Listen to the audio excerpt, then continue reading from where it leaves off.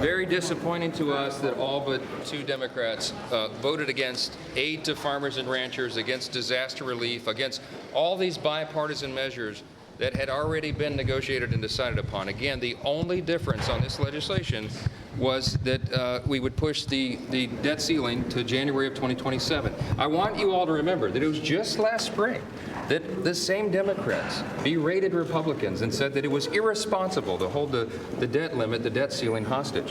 What changed? It is, I think, really irresponsible for us to risk a shutdown over these issues on things that they have already agreed upon. And that was House Speaker Mike Johnson reacting last night after the spending bill failed to pass 174 to 235. 38 Republicans voted no. Only 2 Democrats voted yes. This was a slimmed-down version of the bill backed by President-elect Trump. It was drawn up after major opposition to the initial 1,500-page-plus package. This newer bill would have prevented a government shutdown and suspended the debt limit until January 2027. Fox sources revealing that Trump's team was in secret talks with Senate Majority Leader Chuck Schumer for weeks in order to get the debt limit included in this bill. Speaker Johnson negotiated a separate spending deal with Schumer, even though Trump was talking to Schumer about this, putting the debt ceiling issue in there. Lawmakers are now racing for, what do you call it, Plan C?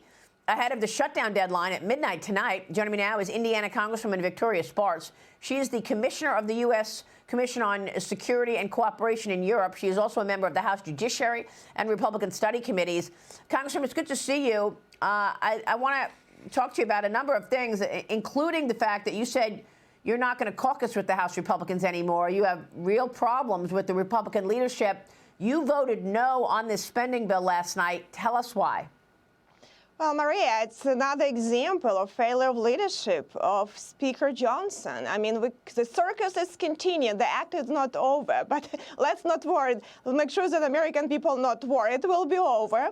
But unfortunately, you know, on top of it, Speaker Johnson dragged President Trump into this circus. You know, he completely didn't mishandle it. He didn't work with Republicans. His staff has made deal with Chuck Schumer, tried to jam us before Christmas with a bunch of Christmas presents for Chuck Schumer, and then he's continued doing it again. So I think this is unfortunate where we are, but this is an example why we haven't been governing, and the country is on a fiscal calamity course, and we need to start doing something about it. So Speaker Johnson was negotiating with Chuck Schumer. Did he know that Trump was trying to get the debt ceiling limit in this bill, and was talking with Schumer privately?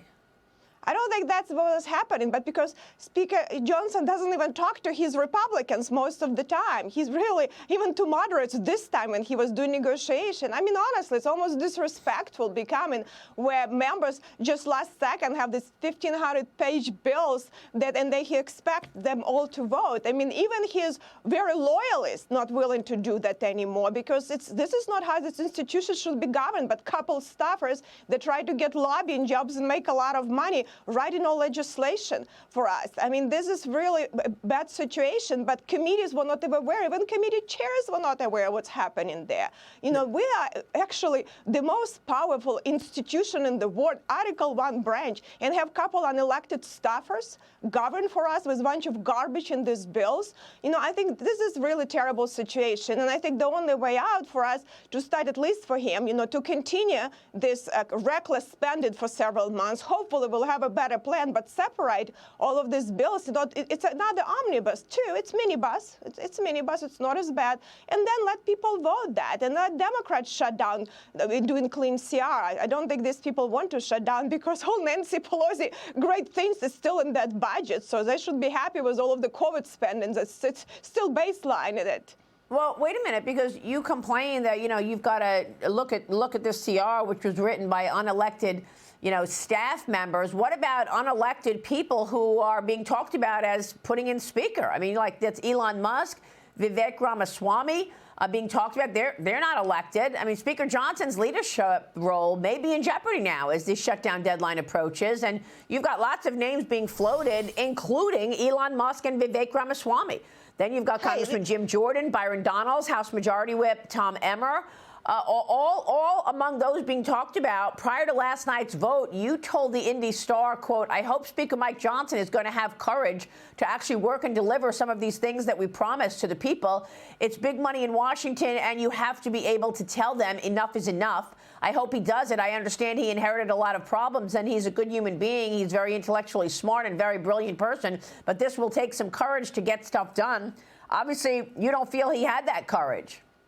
Well, listen, I look by the record, and I've seen what's happening. We're being enrolled by Democrats, and unfortunately, he's not willing to challenge the status quo. Actually, Elon probably would be real great because he wouldn't be afraid, and he's not looking for another job. And I'll tell you something. Speaker's job is actually to govern institution. You know, we are elected to represent the people and take votes based on what our district needs. The speaker is actually serving this institution. That's why speaker doesn't have to be elected, you know, and then speaker, maybe that would be a solution because we unfortunately for 2 decades haven't been governing an institution and really betraying the American people. So it might be a good solution. We actually have someone capable who can look and start reforming this institution to govern and doesn't have to worry about raising money, running around and appeasing all these PACs and being afraid, but actually will want to save the country. So, Congressman, let me get your take on sort of the broader story here, because you say you will not participate in the House Republican Conference this year. You posted on X, "I will stay as a registered Republican, but will not sit on committees or participate in the caucus until I see the Republican leadership in Congress is governing. I do not need to be involved in circuses. I would rather spend more of my time helping DOJ and Congressman Thomas Massey to save our republic." Congressman, I mean, you initially decided not to seek a third term, but then you said you were announcing your exit from the House Republican caucus. You're not going to caucus with the Republicans anymore. Tell me what the issue is. Well, listen, I'll be still working with Republicans. They cannot get rid of me that easy because we have a lot of good things and work to do. I'm just not going to be participating in these circuses, these committee presentations about nothing. Committees are not functioning. As you know, this bill was not written in the committees. Nothing gets written in the committees. It's just people go to get a PAC checks and then try to go back home and pretend like they're doing something or have like 1 minute of grievances. You can go on a conference and do your presentation pretending like leadership is listening to you. I mean, it's a joke.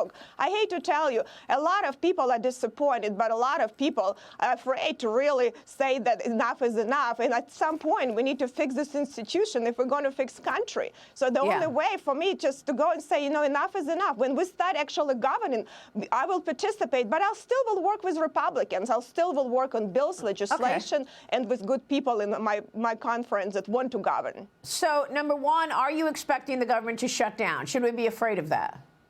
I would not be very afraid of anything here. This government never shuts down. The Circus Act will be over the closer we get to Christmas. That's how they try to be things to be jammed. Everyone is campaigning, Democrats, Republicans, and all these things. Yeah. But I wouldn't worry about. You know, this is the act will play its place and will be funded again on this fiscal insanity. But hopefully next year we'll have a better plan. And number two, real quick before you go, who will you be voting for Speaker on January 3rd?